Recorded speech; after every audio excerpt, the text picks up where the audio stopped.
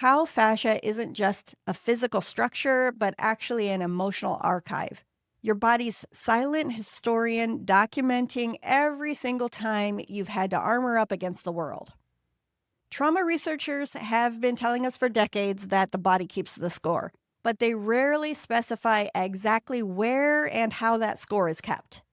Your fascia is a major scorekeeper. It's the place where physical and emotional experiences get recorded, not just in your brain, but in the actual tissue of your body. And I'm not just talking about the capital T trauma, those big life altering events that we readily recognize as traumatic. I'm talking about what I call microtraumas, the daily experiences of having to mask your neurodivergence to survive, the chronic invalidation of your reality, the persistent sensory overwhelm in a world that wasn't built for your nervous system, the generational pain passed down through families. All of these experiences, big and small, get registered in your fascia.